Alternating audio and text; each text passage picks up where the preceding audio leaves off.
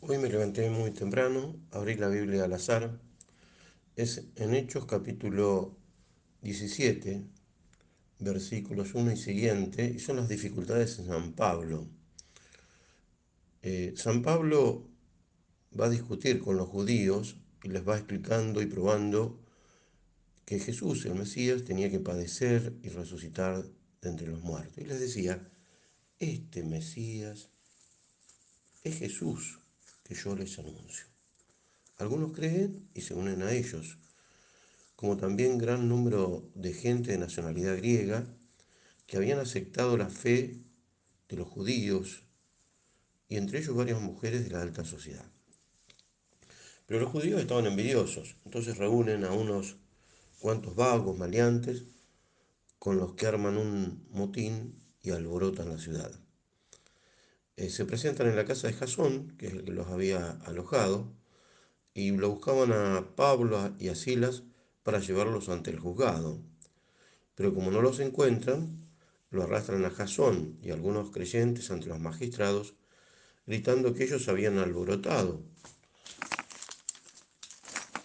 a todo el mundo y que Jasón los había recibido en su casa y que ellos iban contra los decretos del César, afirmando que había otro rey llamado Jesús. Alborotan a la gente, a los magistrados de la ciudad, pero Jasón les paga una fianza juntamente con los creyentes y los dejan libres. En la noche, los hermanos hacen que Pablo y Silas salgan de la ciudad hacia Brea. Al llegar allí, comienzan a predicar, les aceptan la palabra de Dios con mucho interés y así leen las escrituras eh, y gracias a Pablo muchos creen en Dios. Cuando los judíos de Tesalónica se enteran de que también en Berea San Pablo hablaba la palabra de Dios, van allí y hacen agitar a la gente y se amotinan. Los hermanos toman a San Pablo, lo hacen retirarse hacia el mar, mientras Silas y Timoteo permanecen allí. Luego lo llevan a Pablo hasta la ciudad de Atenas y se vuelven con la orden para que Timoteo y Silas fueran a encontrarse con él. ¿Qué se ve en esto? Se ve todas las dificultades de Tesalónica en la predicación de la palabra de Dios con los judíos, que se oponen violentamente, casi en su totalidad, misterio que aún hoy continúa y que persisten en su gravísimo error. La comunidad cristiana, tan temerosos de Dios, pero empiezan con su fe, y así la iglesia, por la gracia de Dios, persevera en esa fe. San Pablo sigue Atenas, porque es el centro cultural del mundo romano, y ahí también se ve la acción de Dios, que quiere que su palabra se extienda y que su buena noticia corra de un punto a otro de la tierra y que se vaya transmitiendo. Hoy también puede llegar a través de los medios de comunicación social, del Internet, del modo que sea, pero va a ser siempre el Espíritu Santo el que utiliza a los hombres y mujeres que se entregan por entero a su causa. Pablo habla ante los filósofos y los notables de Atenas y hace un esfuerzo por dar a la buena nueva una forma culta. Pero ¿qué ocurre? Su esfuerzo resulta un fracaso. Así se ve que es verdaderamente el Espíritu Santo el que obra misteriosamente. Dios utiliza personas, pero es Él mismo quien a través de los fracasos humanos muestra su luz. Nos hallamos frente al misterio, fracaso del ser humano en la predicación, y aparentemente la obra de Dios no avanza, pero en el misterio Dios siembra la semilla de su palabra en los corazones. Así avanza Dios, así avanza su obra, no coronada de éxitos, sino a veces con fracasos, con dolores, con persecuciones. Y ello es porque cuesta también que muera en nosotros el hombre viejo, que al ser golpeado en su orgullo, sigue necesitando que la vida lo golpee para aprender que la obra es de Dios y no del ser humano. Sigue utilizando Dios a los seres humanos, pero es ese Espíritu Santo verdaderamente el que lo realiza todo en todos, y es importante que desaparezca la persona para que aparezca Él y su obra de amor. Es decir, que no siempre avanza Dios con los éxitos humanos, sino por los esfuerzos y dolores, y así Dios siembra su amor en los corazones. Por ello que el fruto del verdadero apóstol es el sufrimiento, es la persecución, es la desolación, es la incomprensión, es el verse privado de muchísimas cosas. Como diría San Pablo, esos son los alimentos de cada verdadero apóstol. Y así con esas pruebas y sufrimientos va avanzando su reino de amor. Por eso que solo el amor es lo que va triunfando y perseverando en medio de todas esas situaciones tan difíciles que nos tocan vivir. Nuevamente nos hallamos a las puertas de una persecución en la iglesia, y quizás a su manera probablemente más violenta y difíciles que las persecuciones de esos siglos de inicio del cristianismo. Solo perseverando en la fe, guiados por el Espíritu Santo, como hicieron los primeros cristianos, avanzará su obra de amor. Y esa es la gracia que hoy te pedimos, Señor. Y así como San Pablo trabajó duramente para no ser una carga para los demás hermanos, también nosotros, haciendo lo de todos los días, haciendo lo ordinario, extraordinariamente bien, se producirá el triunfo de amor de Dios. Es interesante ver cómo en Atenas San Pablo predica a ese Dios desconocido y les explica que ellos lo adoran sin saberlo, pero que no está en el oro, en la plata, en la piedra, trabajado por el arte o el ingenio humano, sino que está en nosotros y que en Él vivimos, nos movemos y existimos, y que somos de la raza del mismo Dios. Y que Él prefiere olvidar la ignorancia y ordena a todos que nos convirtamos.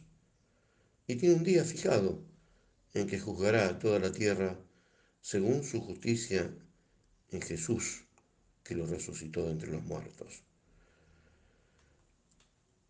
Así se ve que la resurrección de Jesús es la garantía de la fe, y su misterio golpea nuestros corazones para que lo creamos a Él, no con grandes signos, sino solamente desde el amor a Él y a todos. Es un misterio que nos supera ampliamente y que frente a Él están nuestras ambiciones, nuestros egoísmos, nuestras pobrezas todas. Solo creyendo en Él, nuestra alma se eleva de nuestras miserias y vuela en las alturas del Espíritu, para hallar de dicho modo la verdadera felicidad que no está en los bienes materiales y ni siquiera en persona alguna, sino solo en Dios, que es lo verdadero, que mueve los corazones humanos, que nos lleva en esa fe a creerle siempre a Él y amarla con todo el corazón, con toda el alma, con toda la mente y con todas las fuerzas.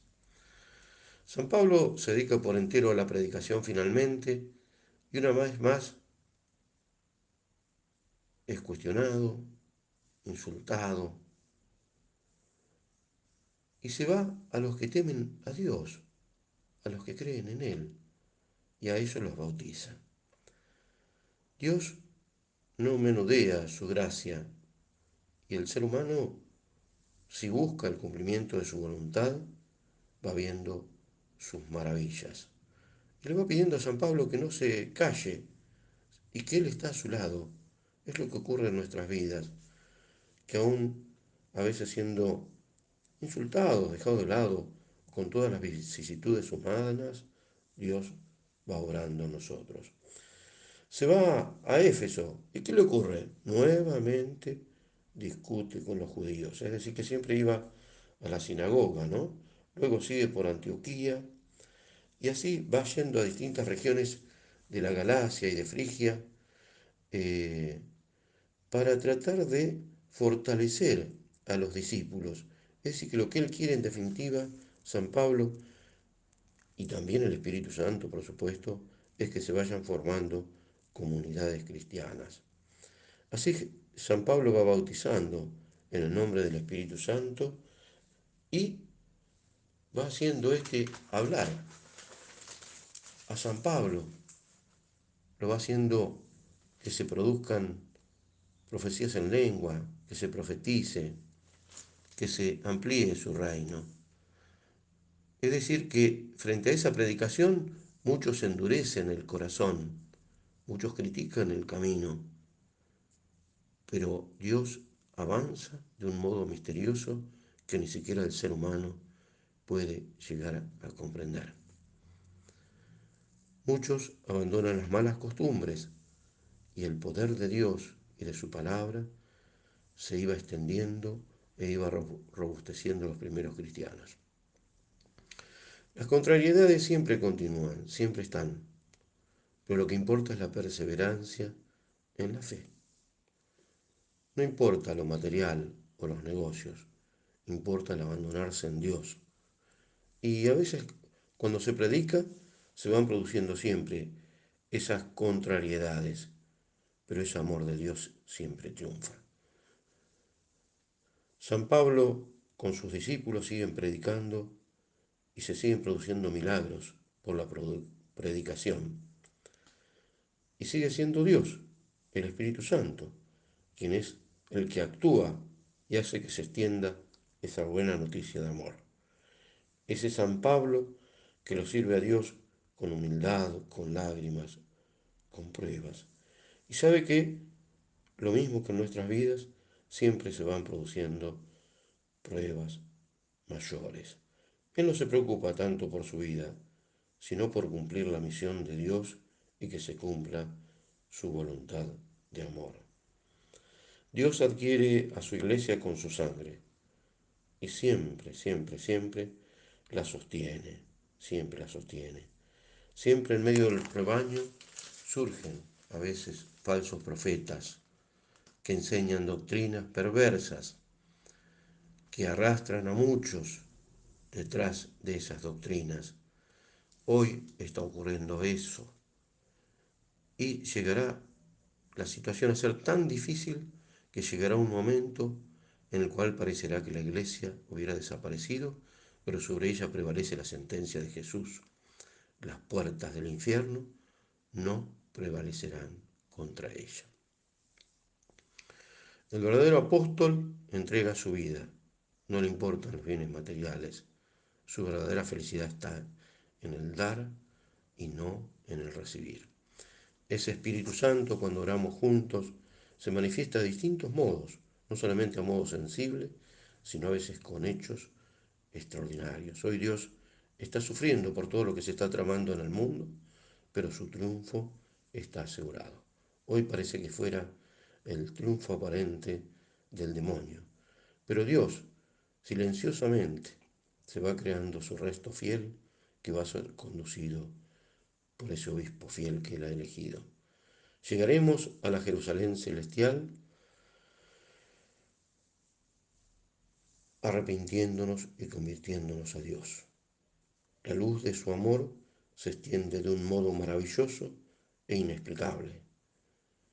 Esa luz vence a las tinieblas. Aún en medio de tempestades y naufragios de nuestras vidas, y más allá de toda vicisitud y contrariedad, se va cumpliendo su voluntad. Esa Jerusalén celestial es la que alimenta nuestra esperanza. Perseverando en la fe, llegaremos a esa felicidad que ya nos da el Espíritu Santo ahora. Muchos Escuchan y no entiendan, pero el Espíritu lo sabe todo, lo penetra todo y triunfa mucho más allá de la voluntad de los hombres y de todas las contrariedades de la vida. Amén.